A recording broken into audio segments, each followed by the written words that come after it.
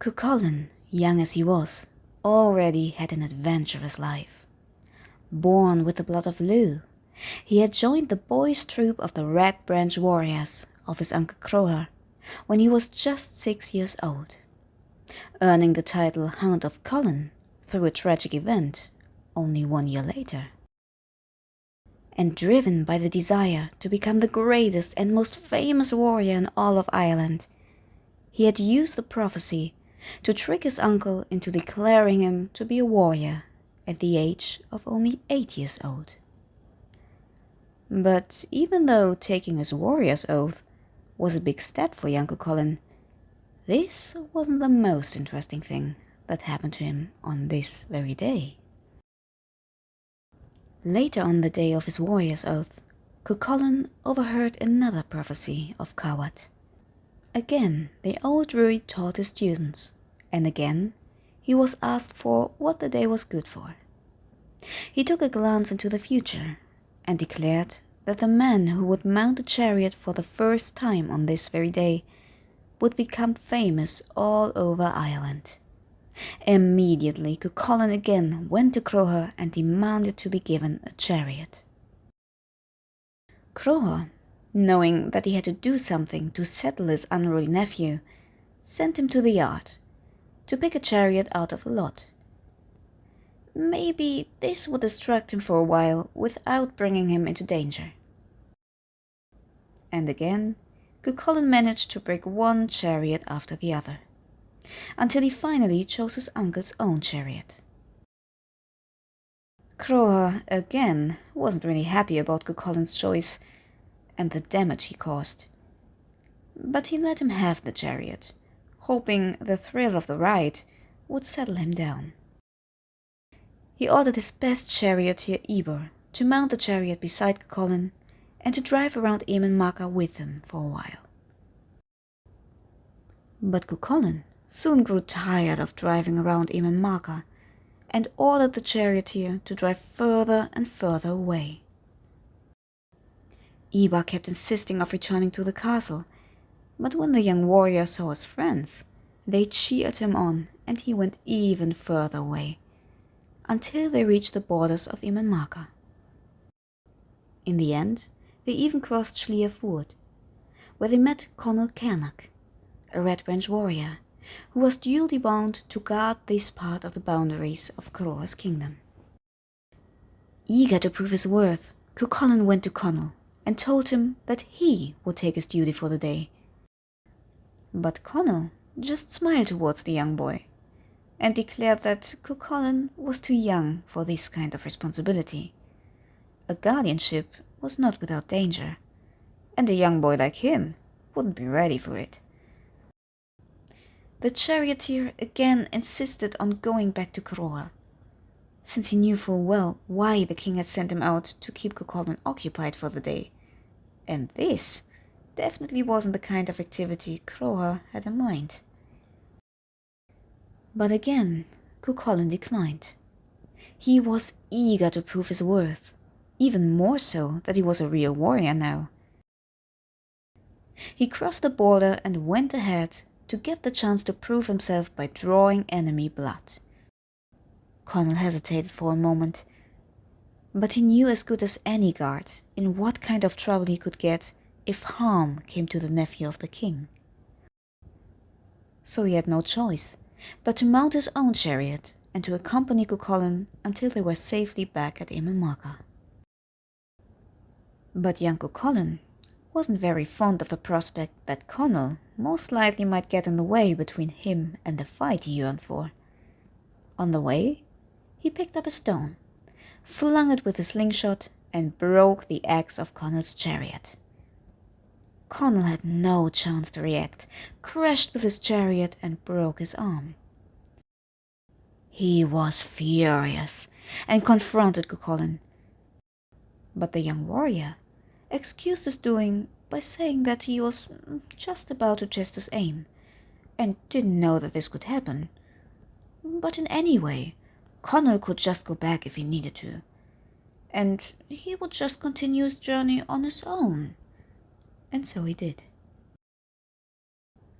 Iba and CúChulainn drove further and further, and on the way, CúChulainn asked again and again about the landmarks he saw, while Iba patiently told him the name of every hill, plain and valley.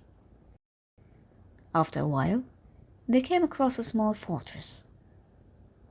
CúChulainn, curious as he was, asked Iba whose house it was, but to his surprise, Iba didn't want to answer him.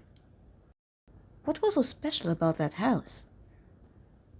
Only after asking several times, Iba finally confessed that this was the house of Nechta and her kids, whose father was murdered by Ulstermen. This was why he didn't want to say anything before, because Nechta and her sons came to hate all men of Ulster, and killed them whenever they had the chance. As soon as CúChulainn heard that these men claimed to have killed as many Ulstermen as they are alive right now, he knew he had to meet them. Iba warned him this wasn't a good idea, especially not for the first fight of a young lad like him. The brothers weren't just any warriors. The oldest, Full Nechta, couldn't be pierced by any blade or spear. The second, Chulainn Nechta, was the fastest man in all of Ireland, and the youngest, Fánel, was so light on foot that he was even able to walk on water.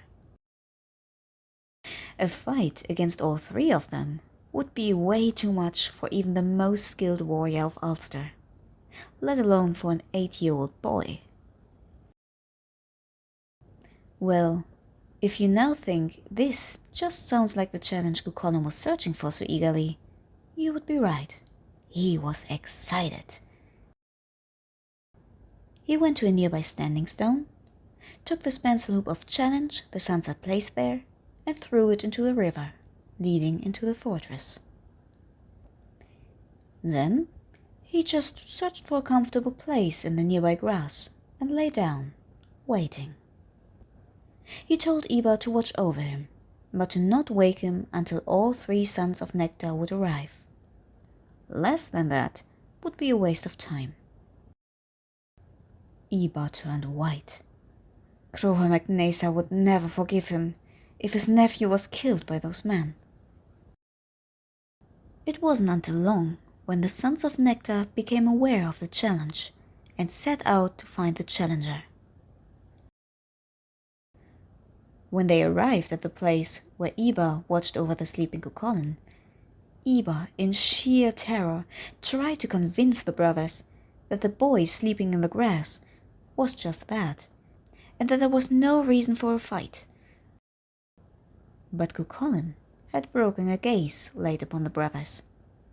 They had to fight everyone in single combat who tread on their land.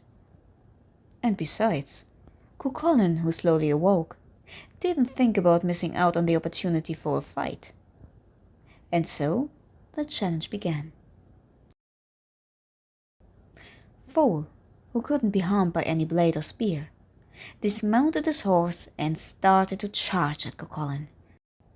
But CúChulainn, in the blink of an eye, grabbed his slingshot and flung a stone towards Foal, smashing his brains out. He fell dead within moments.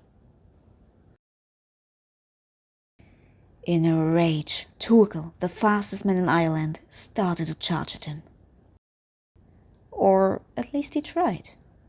Before Turkel even realized what happened or was able to fully dismount his horse, CúChulainn threw his spear towards him, piercing right through him and leaving the second brother to fall dead to the ground. Now the third brother, Fánel, was furious and challenged CúChulainn to fight him.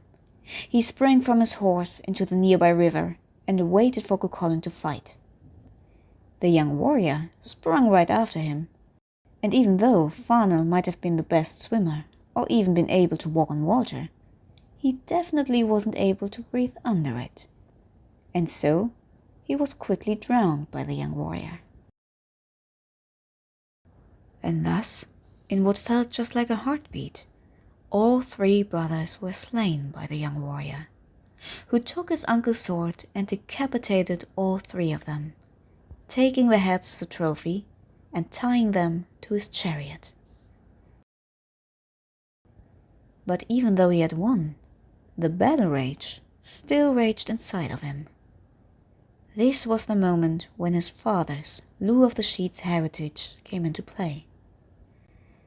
Aggregated from the battle, CúChulainn gained even more strength, and even grew a bit, like a monster made out of rage, unable to calm down and eager for blood. In this stage, he would fight friend and foe alike. He mounted the chariot and drove back towards Eamon, leaving the terrified Iba behind. On his way, he came across a herd of deer. He catched all of them, bound them together, and tied them to his chariot, while still alive. Shortly after, he came across a flock of swans, knocked them out of the sky, and also bound them together and to his chariot.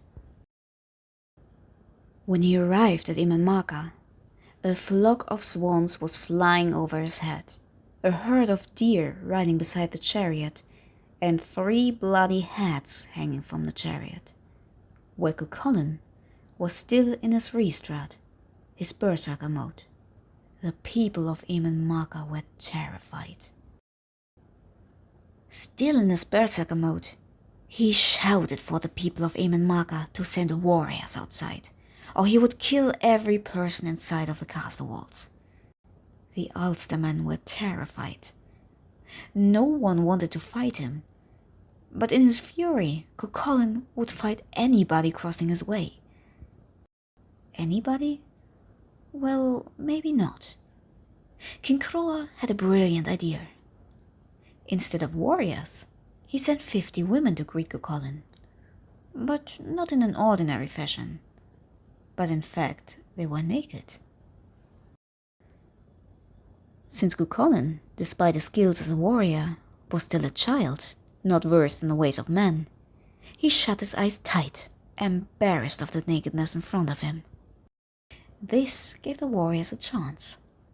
They quickly seized him and threw him into a barrel of ice-cold water. And as soon as they ducked him in there, the water began to turn into steam. But he wasn't his normal self yet, so they took him again and ducked him into a barrel with boiling hot water, and then again into one with ice-cold water. This finally seemed to do the trick. He finally cooled down and came back to his senses. Thank you very much for listening. If you like the story, please leave a thumbs up, subscribe and ring the bell to be notified when the next part of the legend comes out. See you next time. Slán slán.